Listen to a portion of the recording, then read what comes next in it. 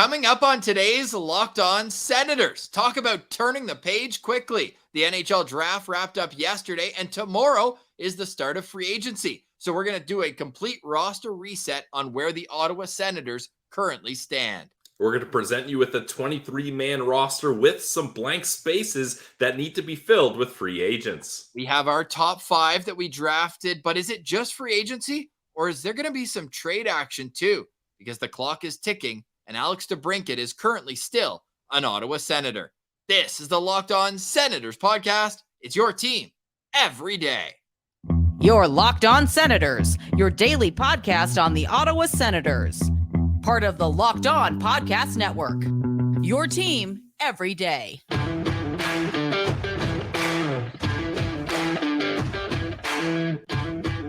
I'm Jake Sanderson, and you're listening to Locked On Senators podcast. I'm Tim Stützle, and you're listening to the Locked On Senators podcast.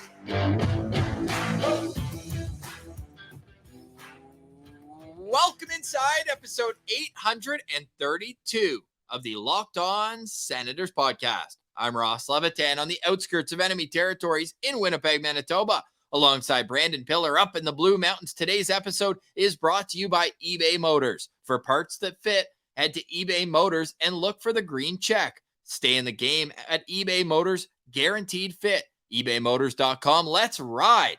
Eligible items only. Exclusions apply. Today is Friday, June 30th, and while you're listening to this, I am on my way to Ottawa, development camp next week, but Pilsy, this is all free agent preview all the time. Yep, free agency is right around the corner. It comes quick after the draft this year, and this is a year where the Ottawa Senators, their success may hinge on how well they do in free agency. And the funniest part is for years, free agency was obsolete for the Ottawa Senators. They were a non-factor. They were putting up press conferences for Eric O'Dell. No disrespect, local kid. But now, off the heels of Claude Giroux last year and a team that is young, looking to take the next step, I think a proper sales pitch could be made to some big-time free agents, trying to convince them that they could be the missing piece to get this team over the hump. Well, and the thing is, Ross, with everyone so up against the cap this year, and we're seeing so many cap-specific trades, the free agent market may look a little different than it did in years past. So I honestly think, Ross, and we'll get into this, but there's one position of need that the Senators, in my mind, will have to fill through free agency. You know what's too bad? There's been a lot of names that have gone for not that expensive in the trade market that I would have been all over for the Sens. Tyler Toffoli comes to mind right away. Igor Sharangovich, and a third-round pick went the other way. And how about Riley Smith for a third-round pick? That's the type of experience that I want to see. The guy's worn the A for Vegas for 6 seasons, finally wins the cup. Pilsy, is it, how do I say this, star chasing of me to want a big name? I don't even want them to be at the top of their game necessarily, but I think it's important for the Senators, and we're going to get into what exactly positionally and who the best fits are, but I think name recognition could do this team some good. For me, that would have been the case before Claude Giroux came in. Okay. Claude Giroux gave you that validation, and I think that's fine. Because I think now the Ottawa Senators, I think people respect their core group enough and see the potential of this young group of forwards and even on defense that's not really a case anymore, at least in my opinion. Like Claude can rip the iPad away from Timmy when he goes to it after a one giveaway, and he's looking at 17 different angles of it, and Claude can just rip it out of his hands. Yeah, don't get me wrong. I think some veteran presence would be good, but I'm not out there looking for Hollywood stars or anything. Right, but I just mean guys who might have been stars. The name, you know where I'm going with this. Corey Perry would just be ideal, but he doesn't come up on either of our top 5 free agents that we drafted by ourselves before the show. We didn't want to pick the same guys like we've done in the past for certain things. So we thought a draft would be a fun way, and you can vote on and let us know who you think has the best 5 guys.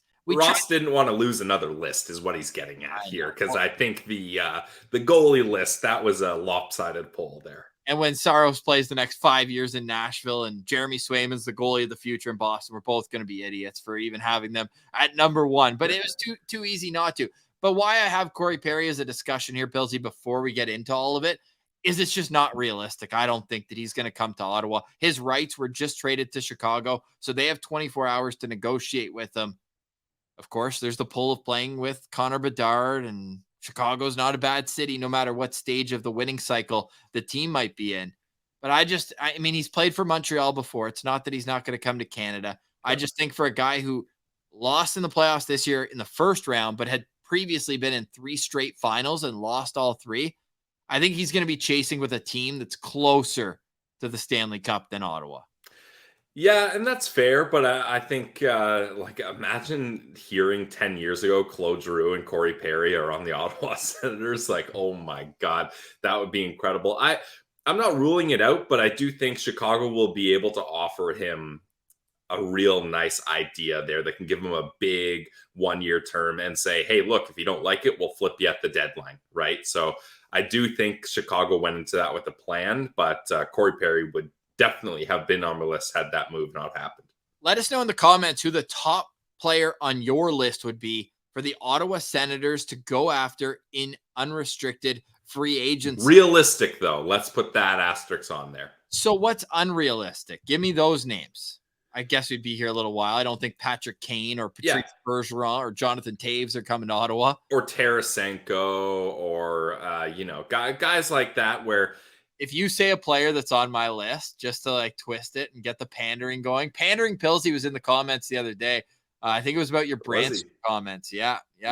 Everyone calls you positive Pillsy. Prognosticating Pillsy was going around this year too. Yeah, Ross, the guy that you have at 1, I'm just going to completely shut down. I'm going to try to make your top choice look so bad that I just get another victory here. I don't think it's that far-fetched for you to make it seem like a long way. Okay, I took a swing. Let me know in the comments, but I will explain my reasoning next. You're listening to Locked On Senators. Today's episode is brought to you by our friends over at AG1 Athletic Greens. Guys, Ross and I are trying to get more healthy this summer, and we're 2 simple guys. You know that. The best way to do that is with a simple routine.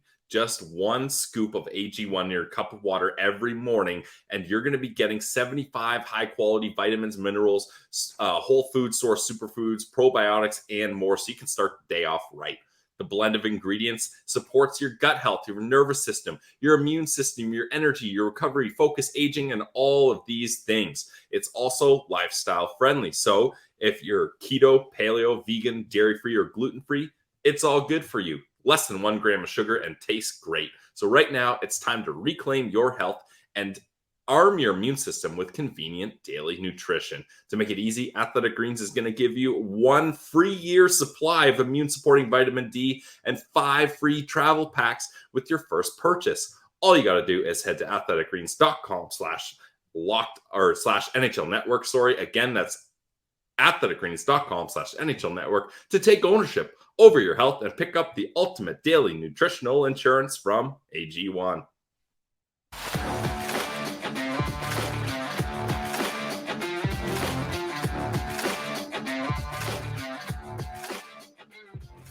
All right, Pillsy, packed show here.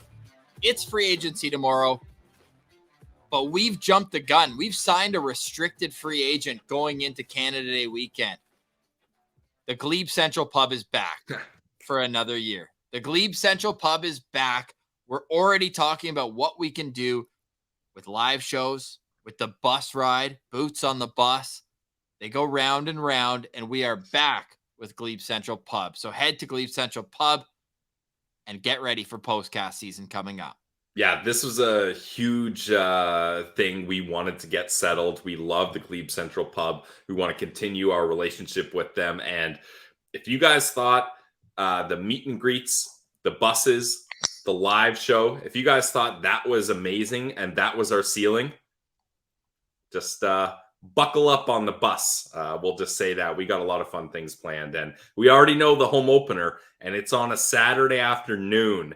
So things could get very interesting there. They're always the best. In October in Ottawa, it doesn't get better than that. The leaves are changing colors. Hockey season's upon us, and we're going to have a great time. Not only at the home opener, but Pillsy, you're coming to Ottawa next week too. Got a little engagement party on Tuesday, but Monday is all work at the LOSP headquarters. We're going to be at the CTC banking some interviews. We're going to stop by, see Igor, see Stephen Halliday, and maybe make some special stops with Meth as well. That didn't come out the right way. We'll go see. But really excited for this trip to Ottawa as well. Pilsy's first time in Ottawa in the summer. So if you see him, hand over the sunscreen, buddy. It's going to be hot and smoky in Ottawa. But I'm fired up to be home as well. Canada Day, great time to be in Ottawa. But Pilsy, the phones are going to be off the hook at the CTC on July 1st. How busy do you think Pierre Dorion could be? I'm so intrigued to see whether day one of this free agency is going to pop or not, because it's not like years past, Ross, where like you already have guys going places like Claude Giroux to Ottawa. Like we were puffing our chests out and being really confident, but it was pretty much a done deal. Like that was something that everyone had kind of settled on. So at least I haven't, Ross, maybe you can correct me if you've heard, but I haven't heard of any kind of slam dunk signings on the way. I've heard of two. Milan Lucic to Boston. Oh, yes, true. Good call. Yep. And Connor Brown to the Edmonton Oilers.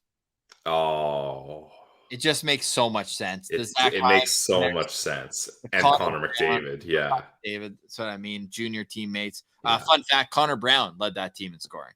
Yeah, he's the Gabe Perreault of that Erie Otters team.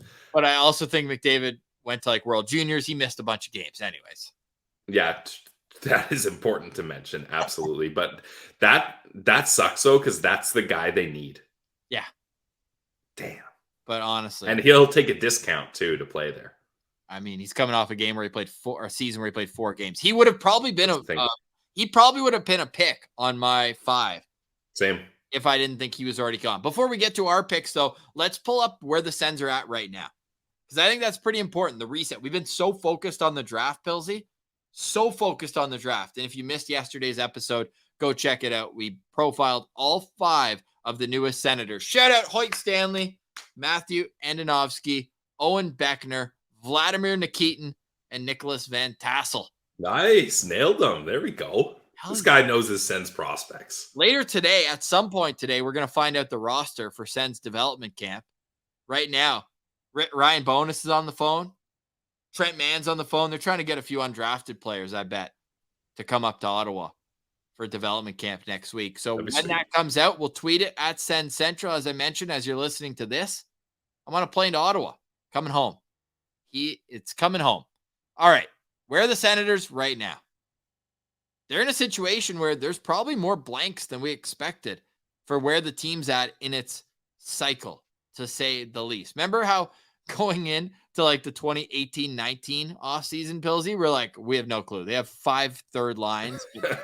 They're all on 2-way contracts. Right now, the only 2-way contract of all the players listed here is Jake Sanderson. Is it okay with you, Pilsy, if I put Jake Sanderson's 2-way contract in pen on the NHL roster next year? Yes, that is okay with me. Okay, so do you want to just run through where they're at right now with the locks, and then we'll fill in the blanks together? Again, if you're watching on YouTube, it's up, but we want to take care of our audio listeners as well. Yeah, we love our audio listeners. Okay, first line. This is in pen for me. I don't see any need to erase this. It's in hieroglyphics, Pilsy. Wow, even hieroglyphics. Okay, I'll go permanent marker. I'm not quite etching the stone in here yet, but left wing, Brady Tkachuk. You know center. What I'm doing with it? You know when they pour cement, you put your foot, you get your footprint in it? Oh, nice. Yeah, I'm writing Tkachuk, Stützle, Giroux in the cement. There you go. So that's the top line. DeBrincat is on an island. He's his own category. He's got 1 asterisk here. He's his category. Ooh, nice. I like that. With Norris and Batherson. Blank, left wing, third line. Pinto, RFA, but he's coming back. Joseph, right wing. Rumor has it that Pierre Dorion has discussed everything from a 1 to 8 year contract with Shane Pinto. Yeah, there's options. That's for sure. On the fourth line, left wing, we got Parker Kelly, center, Mark Kaslik, and then fourth line, right winger, blank. And then we've left the 2 extra forwards blank as well. On defense, Shabbat Chikrin, Sanderson Zub, Brandstrom, and JBD, because as Pierre Dorion told us, that spot on the right side, bottom pair, is JBD's job to lose. He's got the inside track.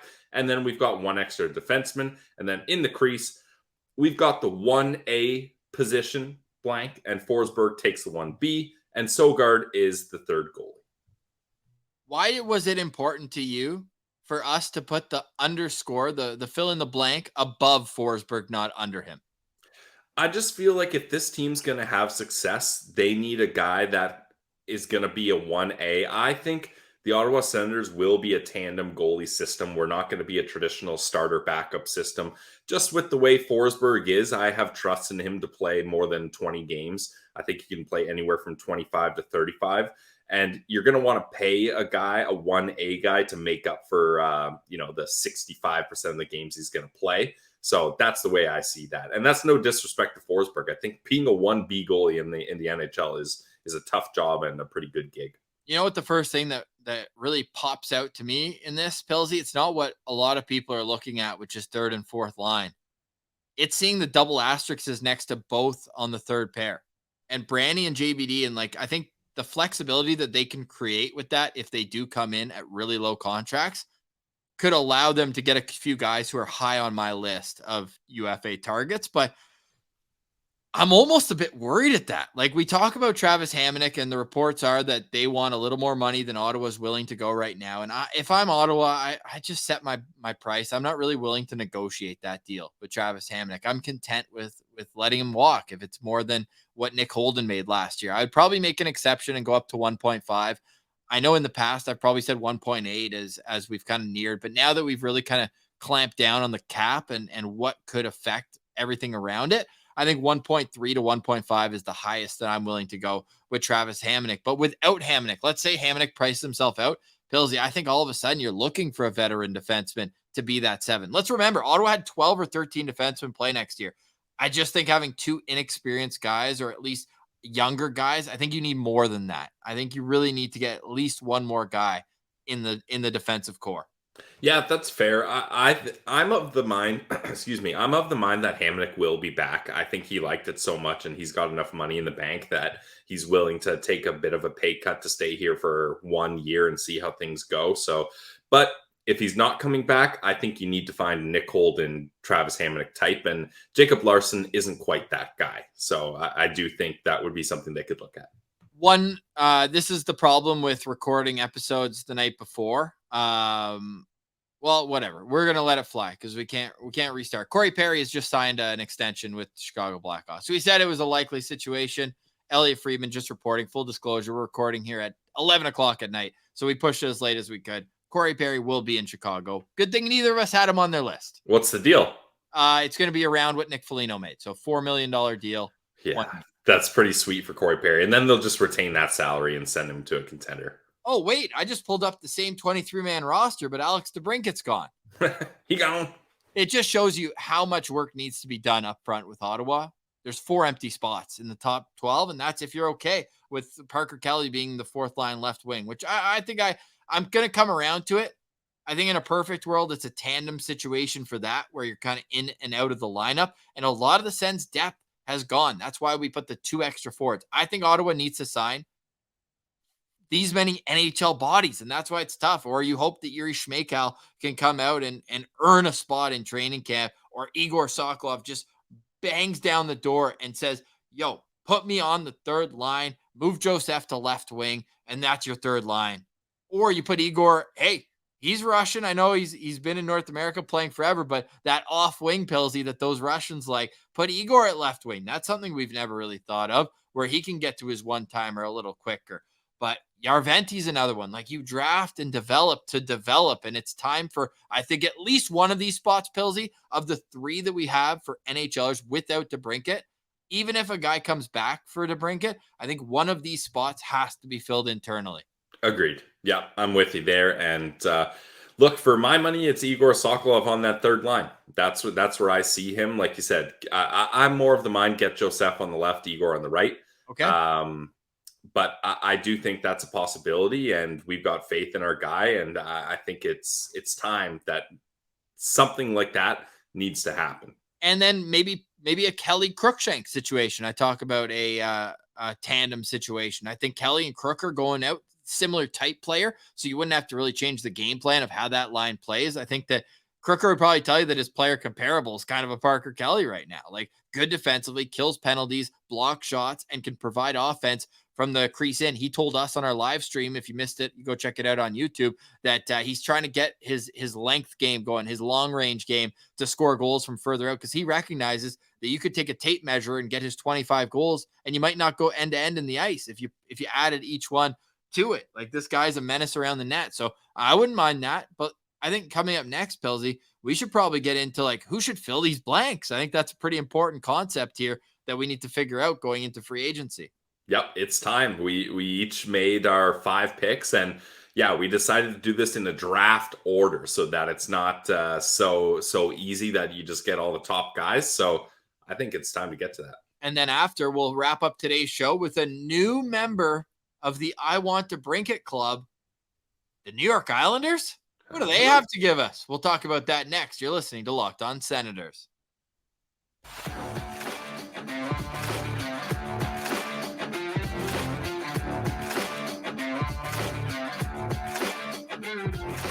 All right, Pilsy.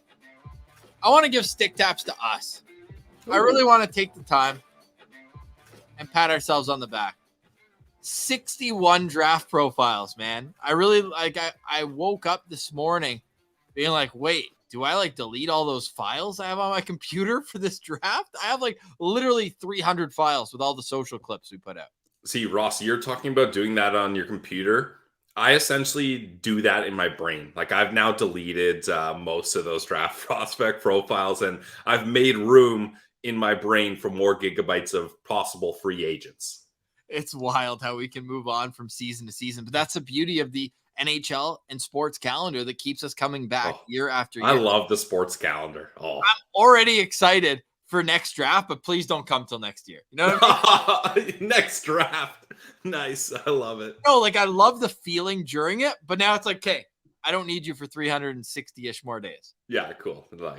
Hey, I like that. I'm glad everyone kind of rides with us, and we're getting into interview season coming up soon. But right now, it's how the heck do we rebuild this roster with all these blank spots? In case you're just joining us, because we're going to start putting timestamps underneath for each segment, so you can just click through, and we want you to check out the whole show. But if you're listening in the car and you're like, oh, I wanted to see when they put that graphic up, and now you can click through pretty easy and find it. So, hey, which one do you want to ride with? Bingo, bango. DeBrincat is gone.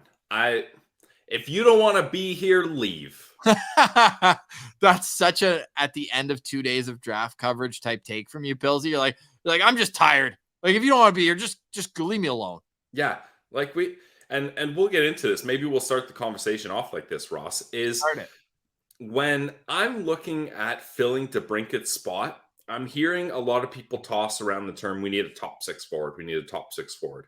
That's fair, but I want to change the narrative on this a little bit. And let me know what you think about this, Ross. A top 6 forward is a guy that can play on both lines. Would you say that's a fair statement? Yep, I would. I don't think the Ottawa Senators need a top 6 forward. I think the Ottawa Senators need a number 6 forward. Because we already talked about this with DeBrincat. Like, there's at least 4 guys, like Stützle, Brady, Norris, Giroux, that are more important and that were ahead of DeBrincat anyways. And I would even argue Batherson might have been at that point. So they don't need a guy that has the skill to play on a top line.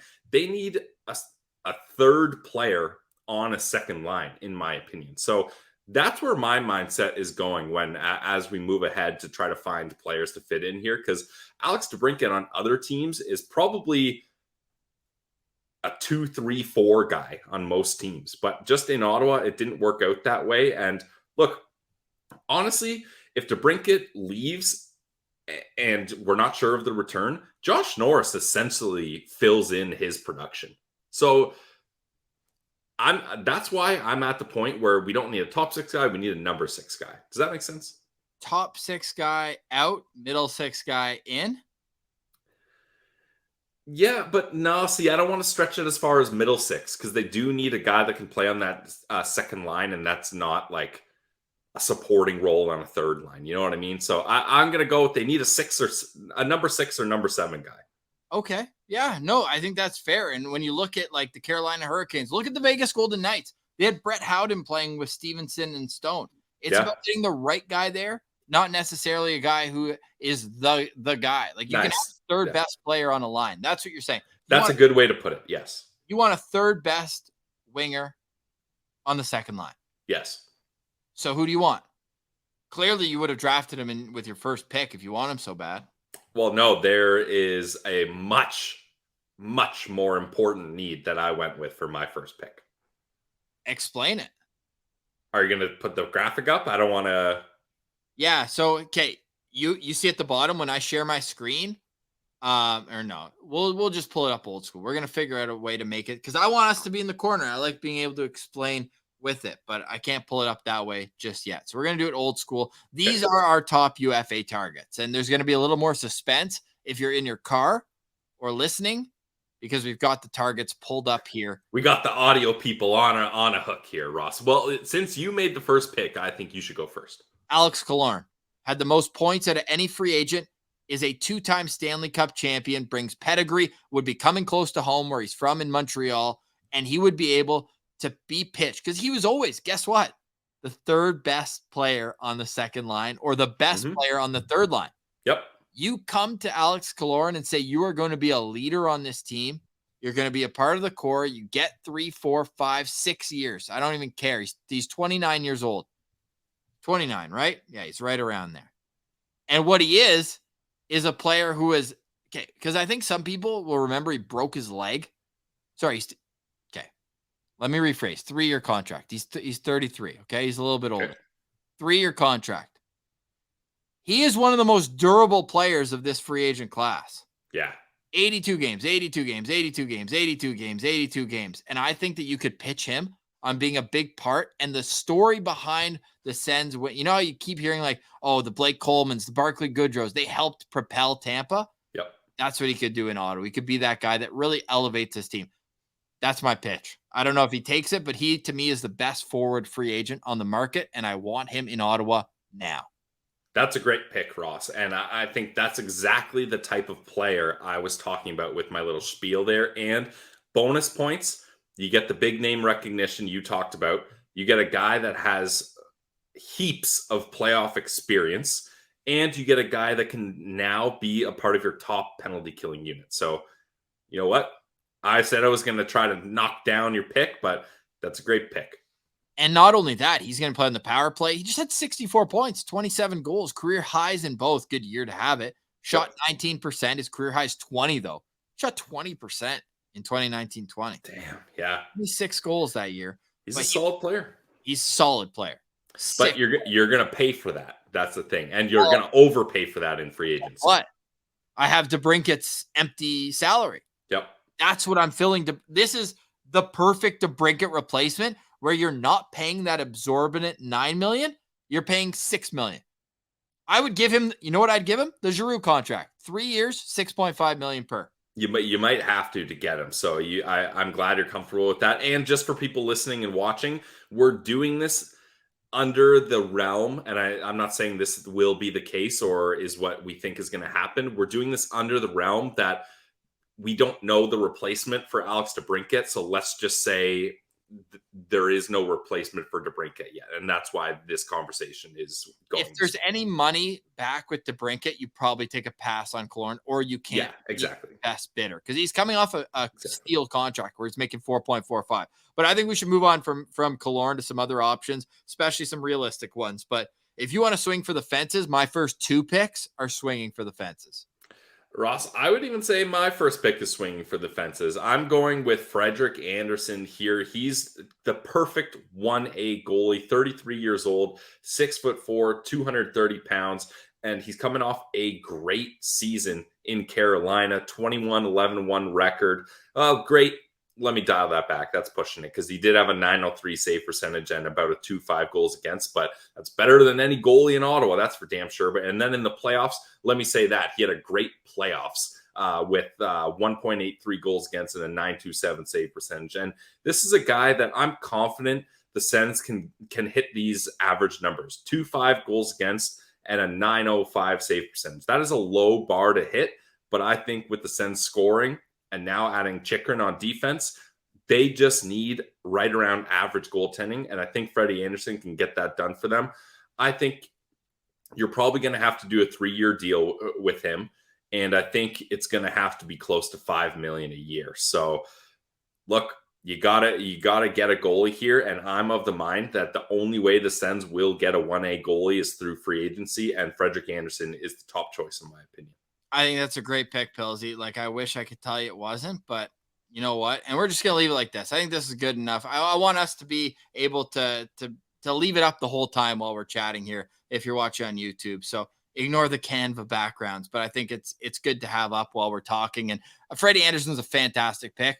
We talked about that on our goalie show. He was one of, I think, 2 goalies, well, other than the first 2 we had switched, but we each had Freddie Andersen on our list as well. And he's the most realistic one because Saros and Swayman ain't leaving where they are right now, I think, realistically. So Freddie Andersen would be a huge get. And I want you to explain to me your second pick, because to me, it's a good pick, but I think if you're going to pay that range, you probably want a guy a little bit younger than Thomas Tatar. Yeah, that's totally fair. He's 32 years old in New Jersey.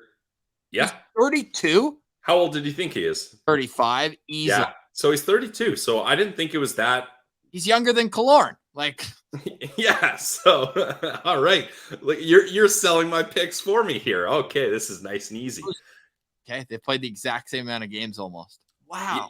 Yeah. And he had 20 goals, 28 assists last year. I feel like he was that number 6 guy in Jersey, maybe 5-6 guy. If I had to check, I think you can get him at a decent price. He's already played in Montreal, so he kind of knows the vibe in the area here.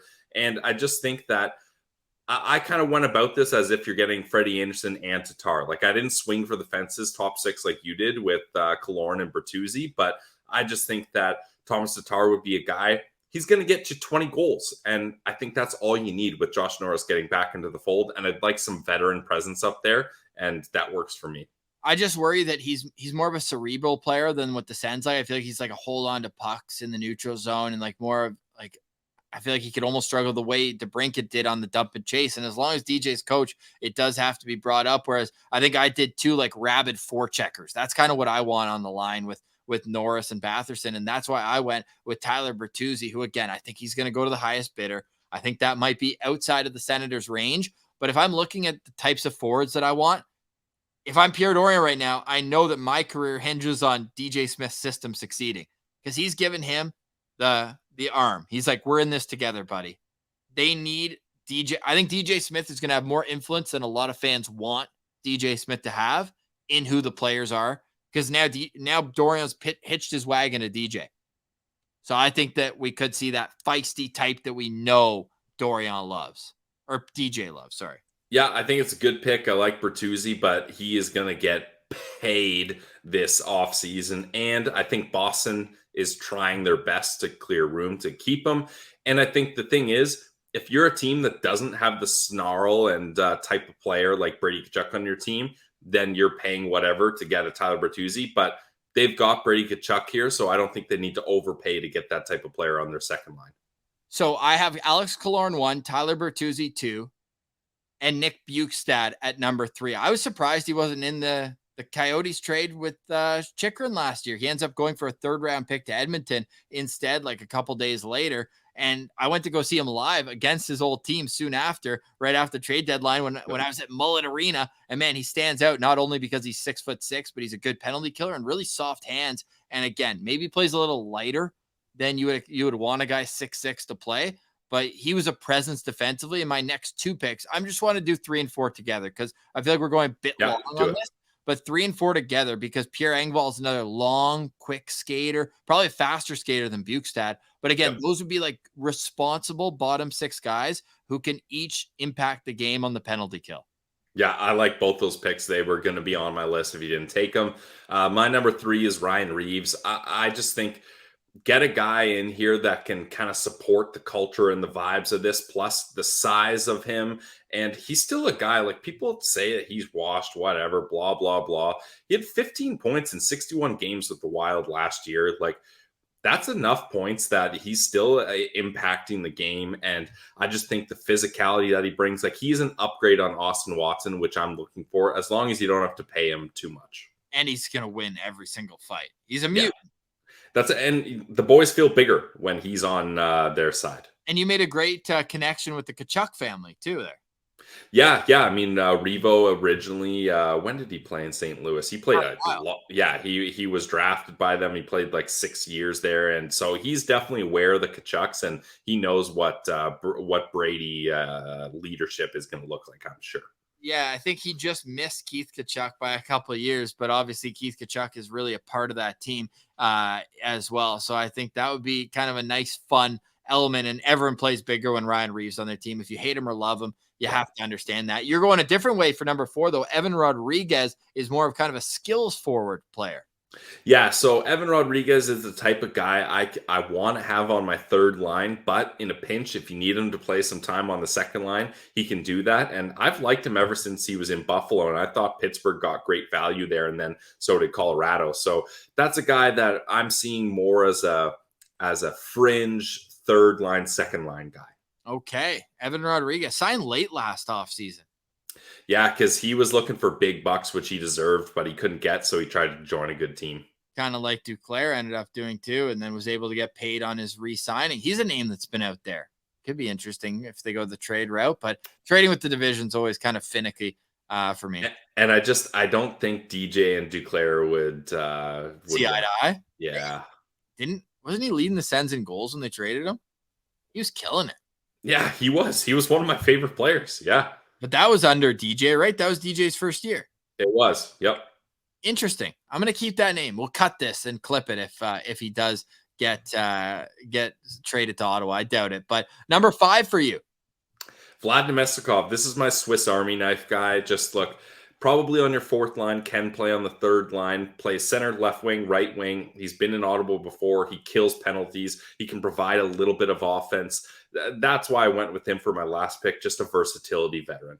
Okay, I went with a defenseman. I went with who'd I go with here? I know I was between. I went with Ryan Graves. Yep. So the reason I had to ask myself that is because I had Ryan Graves, I had Carson Soucy, I had Radko Gudas, or Travis Hamonic for the right price. Like, I think they need a veteran right shot or left shot. I actually don't care because Brandy could play both sides. I expect Brandy back next year. JBD in and out of the lineup. I just don't want to put him as like cemented in just yet. But maybe that's too cautious of me. Maybe I'm taking a page out of Patience Pilsey. Pilsey preaching patience. Nice. But I really think that they need a defenseman, and Ryan Graves, I think the Senators were interested in him when he was traded initially from Colorado for 2 seconds and a prospect from New Jersey. But it seems like, I mean, nobody blames them. They have Luke Hughes coming. They have Seaman Nemec coming. But like, man, Ryan Graves would be a DJ type player, and he would be an upgrade on Travis Hamonic. Big time. Yeah, I'm a Ryan Graves fan for sure. And he's good East Coast buy too, so he'd fit in there too.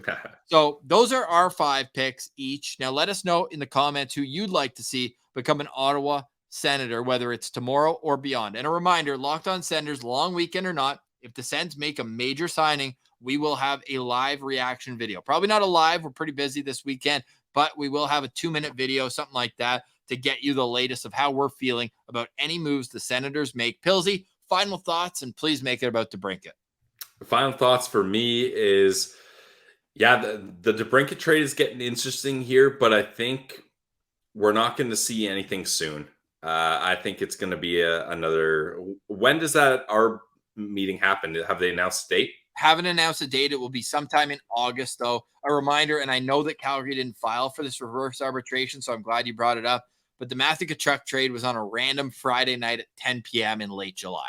Yeah. So that's something we could see there. We talked about it in the intro, so I'll bring it up. But there are rumors that the Islanders could be interested in Alex DeBrincat.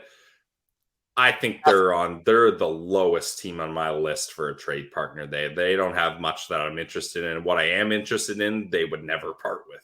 Noah Dobson? Yes. Or Sorokin. Those are the only 2 guys. That's basically it, honestly. That's basically it. They have an age, like, would you do it for Bo Horvat? Oh, I thought you were going to say Pajot. No. No. And they're not trading Horvat. Pajot would be a fun throw-in.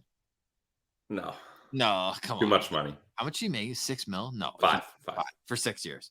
Yeah.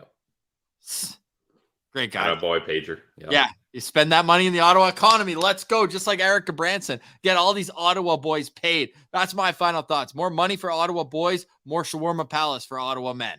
Hell yeah. I cannot wait. Pillsy, I'll see you at Shawarma Palace Monday in our nation's capital. We're really excited for that. Really excited to get you live interviews for the first time. I'm a little nervous, I will say. The next time you talk to us, we're about to be at Sens Dev Camp. So we'll have boots on the ground at Sens Dev Camp. I'm so excited. And you know what we're going to play? Remind me next week to play the video I have on my phone of Parley holding the door. He thinks he's doing it for one person. And then the entire team walks by and our buddy's literally standing there holding the door and then he looks up. Who's the big goalie? Was it Sogard? Yeah, it was Sogard's first Dev Camp. Yeah. And Parley looks and he's like, looks up at him. It's all-time comedy. So we'll play that. Remind me, we'll play that in a good one. So next time. For today, we say goodbye. For Brandon Piller, I'm Ross Levitan. This has been the Locked On Senators podcast. It's your team every day.